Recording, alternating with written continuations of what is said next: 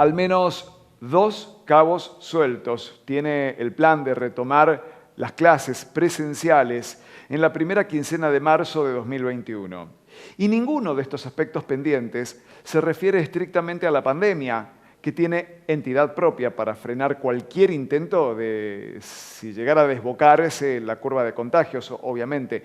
Lo sanitario, sin embargo, puede quedar transitoriamente al margen, hasta tanto el ministro de Educación, Felipe de los Ríos, termine de conciliar el par de materias pendientes que ya le plantearon los sindicatos docentes.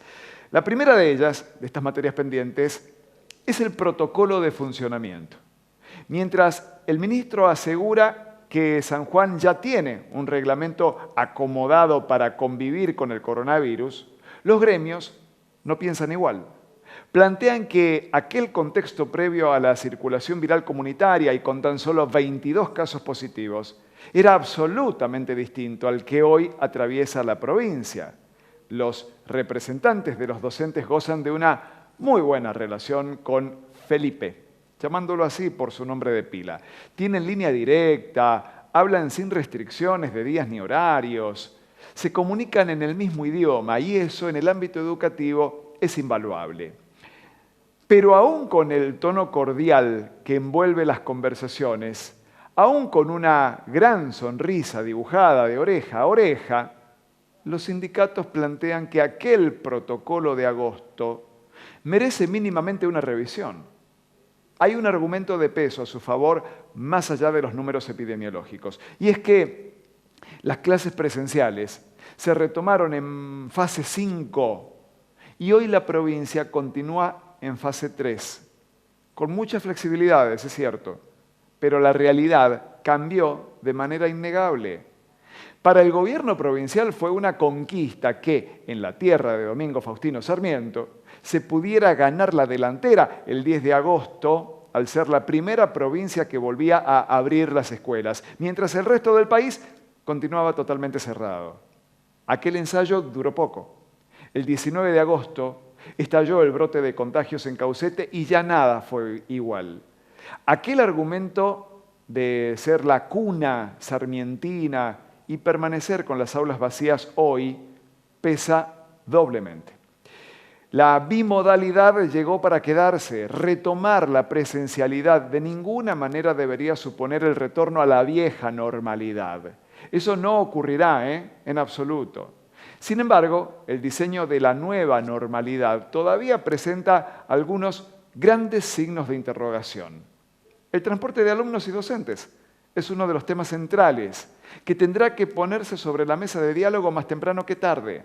Solo el 5% de los docentes que dicta clases en los departamentos alejados tiene residencia en ese lugar. El resto necesita trasladarse en trayectos de media distancia. En fase 3, ese servicio de transporte de media distancia solo se presta 3 veces por semana. La otra materia pendiente que tiene de los Ríos, dijimos que eran 2, ¿no? La segunda, que tiene pendiente para reabrir las escuelas, no depende tanto de él, sino de su par del Ministerio de Hacienda, Marisa López. Una fuente gremial confió off the record que ya hicieron el pedido formal, por escrito, de un reconocimiento salarial para todos los trabajadores de la educación a fin de año. Los números son durísimos. El aumento de haberes obtenido en 2020 llegó hasta ahora al 13,5%, contra una inflación que quedará apenas por debajo del 40% de acuerdo a las proyecciones optimistas. Son unos 27 puntos de pérdida en una provincia que hasta el año pasado garantizó la cláusula gatillo. Hacienda tiene una frágil situación de recursos para administrar. Son cuantiosas las necesidades y muy acotados los ingresos.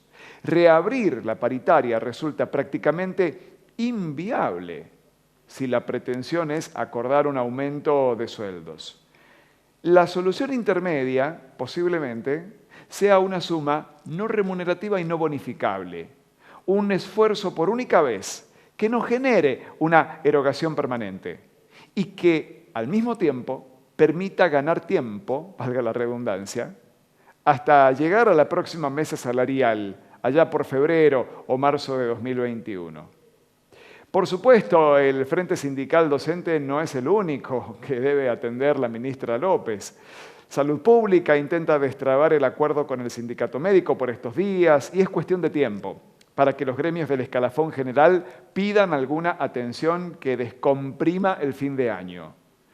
Volcar recursos a salarios al mismo tiempo genera un fuerte derrame en el consumo. Sería una alternativa necesaria para el sector privado que mira con preocupación la intempestiva suspensión del ingreso familiar de emergencia.